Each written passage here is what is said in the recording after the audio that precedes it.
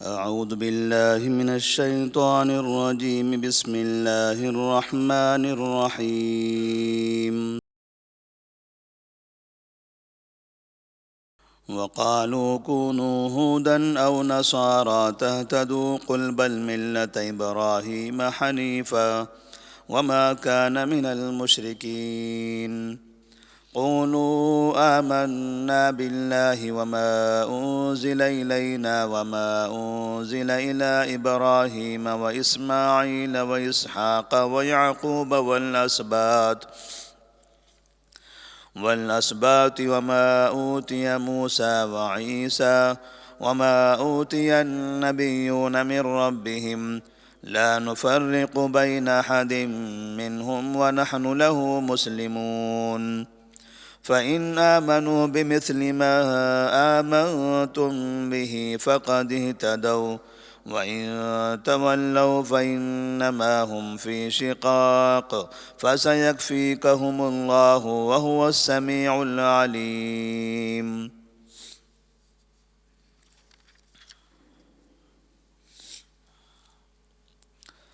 سورۃ البقرہ آیت نمبر 135، 136 اور 137۔ اللہ تبارک و تعالیٰ فرماتے ہیں وَقَالُوا كُونُوا هُودًا أَوْ نَصَارَىٰ تَهْتَدُوا۔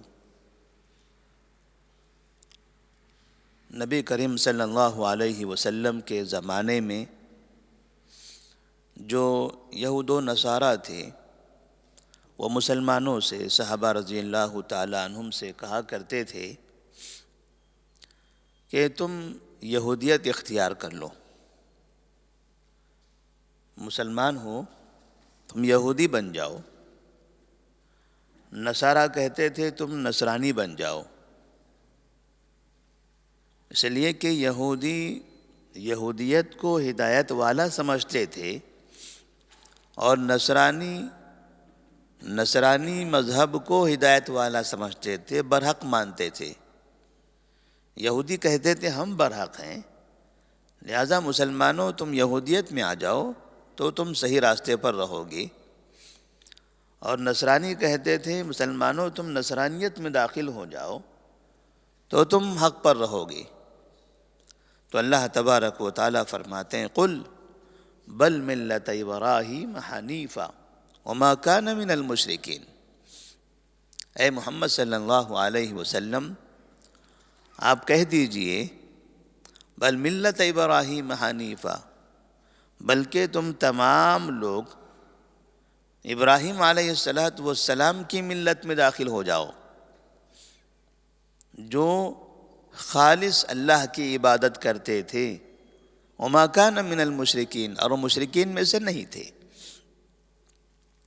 جب یہودیت کہتے ہیں کہ یہودی کہتے ہیں کہ یہودیت حق پر ہے، تم یہودیت کی طرف آ جاؤ۔ نصرانی کہتے ہیں کہ نصرانیت برحق ہے، تم نصرانیت کی طرف آ جاؤ، اور ادھر مسلمان کہتے ہیں کہ اسلام برحق ہے، تم اسلام میں داخل ہو جاؤ۔ تو ایسی صورت میں اب ان تینوں میں برحق مذہب کون سا ہے؟ کیسے تفریق کیا جائے کہ یہودیت برحق ہے یا نصرانیت برحق ہے یا اسلام برحق ہے؟ جیسے آج کے دور میں مسلمان یہ سوال کرتے ہیں کہ ہر فرقہ اپنی طرف بلاتا ہے، وہ کہتا ہے ہماری طرف آ جاؤ ہم حق پر ہیں، وہ کہتا ہے ہماری طرف آ جاؤ ہم حق پر ہیں۔ تب ایک عام انسان، عام آدمی کیسے فرق کرے گا کہ ان تمام میں حق پر کون ہیں؟ بلانے والے سب جگہ پر اچھی شکل و صورت والے ہیں، ہر ایک کے پاس ایک بڑی تعداد ہے، سب کا مکمل دعویٰ بھی ہے، اعتماد کے ساتھ لوگوں کو اپنی طرف دعوت بھی دے رہے ہیں، لیکن سننے والا آدمی کیسے فرق کرے گا کہ یہ حق پر ہے یا یہ حق پر ہے یا یہ حق پر ہے؟ اللہ تبارک و تعالیٰ نے اس کا طریقہ بتا دیا قل بل ملت ابراہیم حنیفا وما کان من المشرکین۔ حق پر کون ہے؟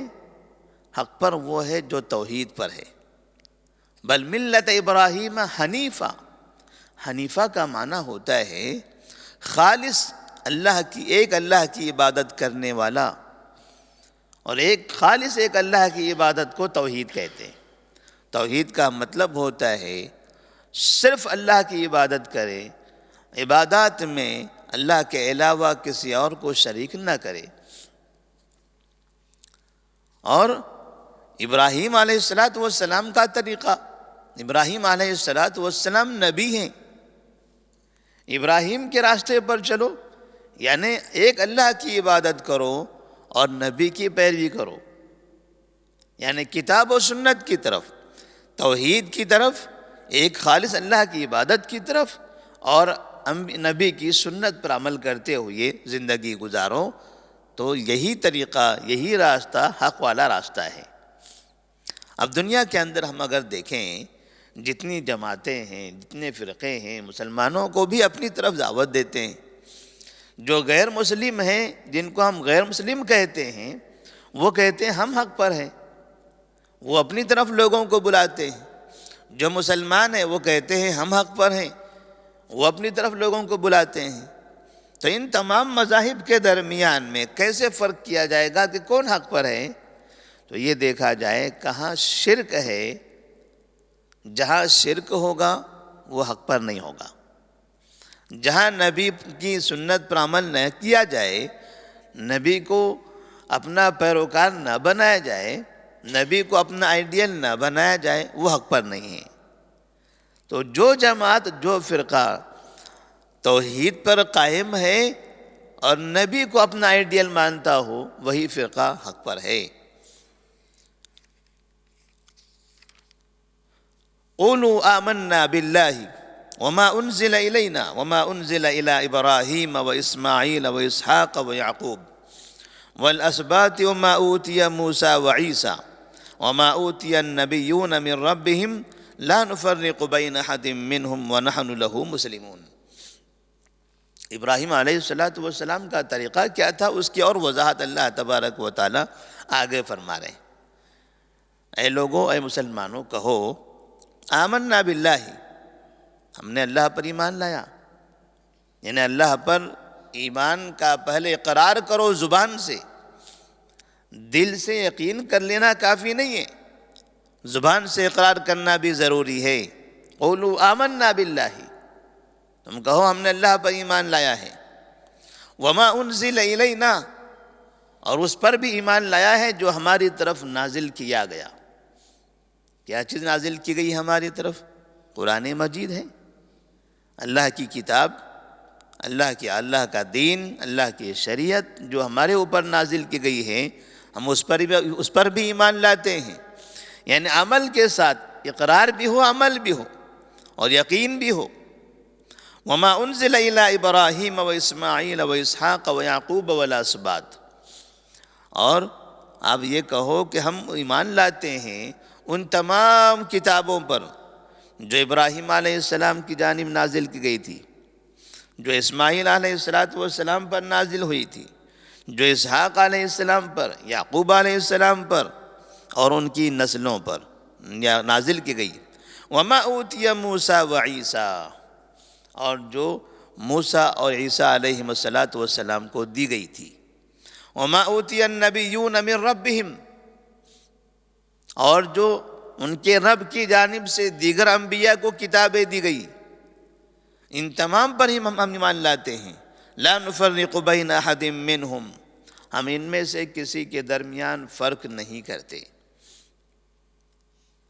پہلے کہا کہ ہم اس پر ایمان لاتے ہیں جو ہماری طرف نازل کی گئی، وہ کتاب قرآن مجید ہے، اور پھر اس کے بعد سابقہ انبیاء کی جانب جتنی کتابیں نازل کی گئی، جو دین نازل کیا گیا تھا، ہم ان انبیاء پر بھی ایمان رکھتے ہیں اور ان پر نازل کردہ دین، ان کی کتاب پر بھی ایمان رکھتے ہیں۔ لیکن ہمارے پاس جو کتاب نازل کی گئی قرآن مجید، ہم اس پر تفصیل کے ساتھ عمل کرتے ہیں، ایمان رکھتے ہیں، اس لیے کہ اسی میں تفصیلی مسائل ہیں۔ اور اس سے پہلے کی جو کتابیں ہیں، تورات ہے، زبور ہے، انجیل ہے اور دیگر کتابیں ہیں، ان میں سے بہت سی کتابیں تو مفقود ہو چکی ہیں، ان کا نام و نشان دنیا میں نہیں ہے۔ کچھ کتابیں دنیا کے اندر موجود ہیں لیکن وہ اپنی اصلی حالت پر نہیں ہیں، وہ تبدیل شدہ ہیں، لوگوں نے ان کو بدل دیا۔ تو جو کتابیں بدلی جا چکی ہیں، اپنی اصلی حالت پر نہیں ہیں، ہم ایسے ہی مان لاتے کہ اللہ تو نے جو تورات نازل کیا تھا موسیٰ علیہ السلام پر، اس کتاب پر ہمارا ایمان ہے۔ اب وہ کتاب کہاں ہے، وہ کتاب یہ ہے یا نہیں ہے یہ ہم نہیں جانتے، لیکن جو کتاب تو نے نازل کیا تھا اس پر ہمارا ایمان ہے۔ اس میں اگر کوئی تبدیلی ہے تو اس پر ہمارا ایمان نہیں ہے، اس لیے کہ تبدیلی کا مطلب وہ انسانوں کی جانب سے داخل کی ہوئی باتیں ہیں۔ لا نفرق بین احد منہم ونحن لہ مسلمون، اور ہم ان کے درمیان فرق بھی نہیں کرتے۔ یعنی اگر کوئی کہے کہ ہم ابراہیم علیہ السلام کو مانتے ہیں، موسیٰ علیہ السلام کو نہیں مانتے، عیسیٰ علیہ السلام کو نہیں مانتے، محمد صلی اللہ علیہ وسلم کو نہیں مانتے، تو مسلمان نہیں ہوگا۔ اگر کوئی یہ کہے کہ ہم محمد صلی اللہ علیہ وسلم پر ایمان لاتے ہیں لیکن ابراہیم علیہ السلام پر ایمان نہیں رکھتے، موسیٰ اور عیسیٰ علیہ السلام پر ایمان نہیں رکھتے، تو بھی وہ خاتم النبیین سید المرسلین صلی اللہ علیہ وسلم پر ایمان رکھنے کے باوجود مسلمان نہیں ہوگا۔ ضروری ہے کہ تمام انبیاء پر ایمان لائے۔ کیوں؟ لا نفرق بین احد منہم، ان کے درمیان ہم کسی میں فرق کرتے ہی نہیں ہیں۔ اگر ہم نے فرق کیا کہ یہ ہمارے نبی ہے اس پر ہم ایمان لائیں گے، پہلے کے جو انبیاء ہیں اس پر ہم ایمان نہیں لائیں گے، تو ہمارا ایمان مکمل نہیں ہوگا، ایمان ناقص ہوگا ہمارا۔ اسی لیے باقاعدہ قرآن مجید میں بھی اور بچپن سے ہمیں ایمان سکھایا جاتا ہے، ایمان مجمل، ایمان مفصل۔ آمنت باللہ وملائکتہ وکتبہ ورسلہ، اللہ پر ایمان، ملائکہ پر ایمان، کتابوں پر ایمان، کتاب پر نہیں، کتابوں پر، جمع کا صیغہ استعمال کیا گیا، کتابوں پر ایمان، ورسلہ، رسولوں پر ایمان، اس کے تمام رسولوں پر ایمان۔ تو میں ان تمام چیزوں پر ایمان لاتا ہوں، تب جا کر کسی مومن کا ایمان مکمل ہوگا۔ اگر کوئی قرآن مجید پر ایمان لاتا ہے اور وہ کہتا ہے تورات کو، انجیل کو ہم نہیں مانتے، تو وہ مومن نہیں ہوگا۔ مومن ہونے کے لیے ضروری ہے کہ وہ قرآن مجید پر بھی ایمان لائے، تورات اور زبور پر بھی ایمان لائے، لیکن اس کتاب کی پر تفصیلی ایمان لائے، کیونکہ یہ کتاب تفصیلی صحیح حالت میں ہمارے پاس موجود ہیں۔ اب وہ کتابیں ہم ان کے نام پر ایمان لائیں گے، اس میں جو چیزیں موجود تھیں اللہ نے جب نازل کیا تھا اس پر ہمارا ایمان ہے، لیکن ابھی بازار میں جو کتابیں موجود ہیں اس نام کی، اس پر ہمارا ایمان نہیں ہے، کیونکہ یہ مکمل کی مکمل کتابیں الگ الگ ایڈیشنوں میں، الگ الگ ملکوں کے ایڈیشنوں میں تبدیلیاں ہیں، اس میں لوگوں نے اپنی طرف سے شرک بھر دیا ہے، انبیاء کے خلاف آیتیں بھر دی ہیں، اور ایسی کتابوں پر ہمارا ایمان نہیں ہے۔ اسی طرح سے مسلمان فرقوں میں، مسلم فرقوں میں آپ دیکھیں گے، کوئی کہتا ہے ہم ابو حنیفہ رحمہ اللہ پر ایمان ہیں، کوئی کہتا ہے ہم امام شافعی رحمہ اللہ کو مانتے ہیں، کوئی کہتا ہے ہم امام مالک کو مانتے ہیں، کوئی کہتا ہے ہم امام احمد بن حنبل کو مانتے ہیں۔ امام ابو حنیفہ کو ماننے والا امام مالک، امام شافعی، امام احمد بن حنبل کو مانتا ہی نہیں ہے۔ ہمارا ایک امام ہے، ہم ان کے علاوہ تین امام کو تسلیم نہیں کرتے۔ امام احمد بن حنبل کو ماننے والا وہ کبھی امام ابو حنیفہ کی بات نہیں مانتا، کبھی امام مالک کی بات نہیں مانتا، کبھی امام شافعی کی بات نہیں مانتا، اور امام شافعی کو ماننے والا یہ تینوں اماموں کی بات نہیں مانتا۔ یہ چاروں میں سے ہر ایک کا ایمان ناقص ہے۔ جو حنفی ہے امام ابو حنیفہ کو ماننے والا، وہ تین اماموں کا انکار کرتا ہے، اس کا ایمان صحیح نہیں ہو سکتا۔ جب یہ کہا جائے کہ اماموں کا احترام کرنا ہے، اماموں کی عزت کرنا ہے، تو یہ کون سی کتاب میں لکھا ہے کہ ایک ہی امام کی عزت کرنا ہے، ایک ہی امام کا احترام کرنا ہے، بقیہ کا نہیں کرنا ہے؟ اور یہ کس کتاب میں لکھا ہے کہ دنیا کا ایک ہی امام برحق ہے، ایک ہی امام سچا ہے، بقیہ تینوں امام غلط ہیں اور غلط راستے پر ہیں؟ یہ کیسے ہم نے فیصلہ کر لیا؟ کوئی شافعی یہ کیسے کہہ سکتا ہے کہ امام شافعی ہی برحق ہیں، امام ابو حنیفہ صاحب کے سارے مسائل غلط ہیں، امام مالک کے تمام فتوے غلط ہیں؟ تو کیا وہ تینوں امام ساری زندگی غلط فتوے دیا کرتے تھے؟ زندگی کی کسی مسئلے میں ان کا فتویٰ صحیح نہیں ہے؟ اس طرح سے اگر دیکھا جائے تو جو تقلید کرنے والے لوگ ہیں، ان تقلید کرنے والوں کا ایمان ہی کمزور ہے۔ جو ایک امام کو برحق مانتا ہے زندگی کے تمام مسائل میں، اور بقیہ تین امام کو زندگی کے تمام مسائل میں غلط ہی مانتا ہے۔ نماز میں غلط، تینوں امام غلط، روزے کے تمام مسائل میں تینوں امام کو ہم نہیں مانتے، زکوٰۃ کے تمام مسائل میں تینوں اماموں کو ہم نہیں مانتے۔ تو اماموں کی توہین یہ تقلید کرنے والے کرتے ہیں، تین اماموں کا انکار، تین اماموں کی بے حرمتی۔ لا نفرق بین احد منہم، جس طرح سے انبیاء کے درمیان ہم فرق نہیں کرتے، ویسے ہم اپنے اماموں کے درمیان فرق نہیں کرتے ہیں۔ ہمارے پاس امام ابو حنیفہ یہ بھی محترم ہے، امام مالک یہ بھی محترم ہے، امام شافعی یہ بھی محترم ہے، امام احمد بن حنبل یہ بھی محترم ہے۔ ان چاروں میں سے ہم امام ابو حنیفہ رحمہ اللہ کی اس بات کو مانتے ہیں جو ان کی بات کتاب و سنت کے موافق ہے۔ کسی دوسرے مسئلے میں امام شافعی کی بات کو مانتے ہیں جو ان کا کلام، ان کا فتویٰ کتاب و سنت کے مطابق برحق ہے۔ کسی اور مسئلے میں امام مالک کی بات مانتے ہیں جو ان کا فتویٰ کتاب و سنت کے برحق ہے، اس کے مطابق ہے۔ کسی مسئلے میں امام احمد بن حنبل کی بات مانتے ہیں اس لیے کہ ان کا کلام کتاب و سنت کے مطابق برحق ہے۔ تو اصل ہمارے پاس جو میزان و ترازو ہے وہ قرآن اور حدیث ہے۔